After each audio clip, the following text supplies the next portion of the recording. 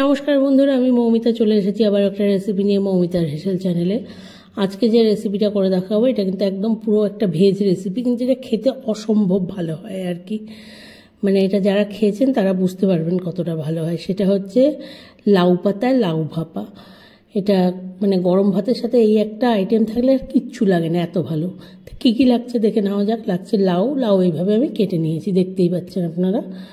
এখানে আছে লাউ পাতা, যেগুলো ধুয়ে পরিষ্কার করে রেখেছি। এখানে আছে পোস্ত আর সর্ষে। এখানে 2 চামচ পোস্ত, 1 চামচ সর্ষে, এটা হচ্ছে টিস্পুনের মাপে। আর লাগছে হচ্ছে কাঁচা লঙ্কা।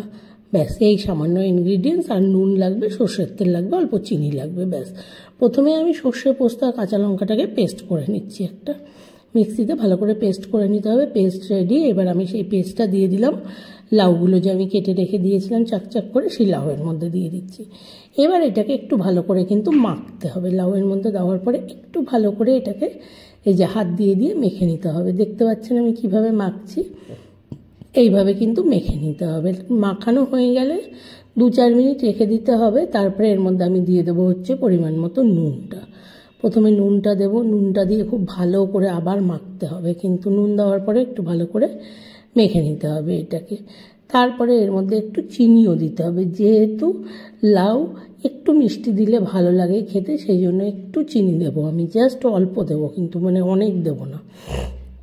দেখতে পাচ্ছেন এইভাবে আমি এটাকে ভালো করে নুনটাকে মাখিয়ে নিলাম পুরো লাউয়ের মধ্যে। এবার দিয়ে দেবো জাস্ট সামান্য একটু চিনি, মানে অল্প একদম। কিন্তু এই যে দেখতে পেলেন কতটুকু দিলাম। এই চিনিটাকেও এবার ভালো করে মিশিয়ে নিতে হবে লাউয়ের সাথে। দেখতে পাচ্ছেন আমি মিশিয়ে নিচ্ছি লাউয়ের সাথে খুব ভালো করে, একদম এইভাবে মিশিয়ে নিতে হবে চিনিটাকে। এবার এর মধ্যে দিয়ে দেবো অল্প সর্ষের তেল। এখনও সর্ষের তেলটা অল্প দেয়, এমনি লাউয়ের তেল কম লাগে আমরা সবাই জানি, তাই জাস্ট একটুখানি, যে দেখতে পেলেন এইটুকু তেল দিয়ে ভালো করে এটাকে এবার মেশাতে হবে। তেলটাকেও খুব ভালো করে কিন্তু লাউয়ের সাথে মিশিয়ে নিতে হবে। এই যে দেখতে পাচ্ছেন এরকম করে মিশিয়ে নিতে হবে। নিয়ে এবার এটাকে জাস্ট লাউ পাতায় মুড়তে হবে, আর কিচ্ছু নেই। যে লাউ পাতা আমি ধুয়ে পরিষ্কার করে নিয়েছি। এবার এখান থেকে লাউগুলো নেব। লাউ আপনি একবারে 2-3টে করে যতগুলো ইচ্ছে দিয়ে যেরকম পাতা সেভাবে করে নিয়ে মুড়ে নিতে পারবেন, এটা কোনো অসুবিধা নেই। যে আমি এখানে 3টে দিলাম, এরকম করে করে দিয়ে এই যে দেখতে পাচ্ছেন হাত দিয়ে এরকম মুড়ে নিতে হবে, রেখে দিতে। যেভাবে পাতা মুড়তে হয়, লাউ পাতা তো নরম, এটাকে কোনো কিছু করার দরকার পড়ে না, আর এটাকে বাটতেও হবে না। জাস্ট এভাবে চাপা দিয়ে আমি রেখে দেবো আর কি। আমি যতগুলো পাতা আছে সব রেডি করে নিয়েছি। এবার আমি কড়াইতে আবার একটু সর্ষের তেল দিয়ে দেবো। এখানেও খুব অল্প একটু সর্ষের তেলই দিলাম আমি।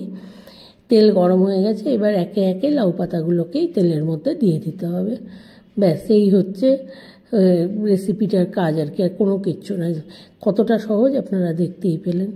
এই যে দিয়ে দিলাম লাউ পাতাগুলোকে। এবার এক সাইড হয়ে এসেছে, আর এক সাইড উল্টে দিতে হবে। প্রথমে একটু লো ফ্লেমে করতে হবে, তারপরে এটাকে মিডিয়াম ফ্লেমে করে দিলেই হয়ে যাবে গিয়ে। মানে প্রথমে 2-3 মিনিট আর কি, ধরুন লো ফ্লেমে হবে এরকম। এই যে এটা কিন্তু পুরো হয়ে এসেছে, আর কিন্তু কোনো কিছু করার নেই। আমি একটু পাতাটা উল্টে আপনাদেরকে দেখিয়েও দেবো যে পুরো নরম হয়ে গেছে যে পাতাটা, সেটাও হয়ে গেছে গিয়ে আর কি। এটা একদম রেডি। এখন জাস্ট গ্যাস অফ করে কিছুক্ষণ রেখে দিতে হবে, দিয়ে তারপরে সার্ভিং প্লেটে সার্ভ করে দিলেই হতে পারবে। যে দেখতে পাচ্ছেন তো একদম কিন্তু পুরো নরম হয়ে গেছে, মানে এটা সম্পূর্ণ রেডি আর কি। এখন এটাকে আমি গ্যাস অফ করে রেখে দেবো কিছুক্ষণ, তারপরে এটাকে আমি সার্ভিং প্লেটে সার্ভ করে দেবো। এই যে এখন আমি এটাকে সার্ভিং প্লেটে সার্ভ করে দিচ্ছি। এটা আর কিচ্ছু করতে হবে না। তারপরে আমি একটু খুলে আপনাদেরকে দেখিয়েও দেবো কেমন হয়েছে দেখতে।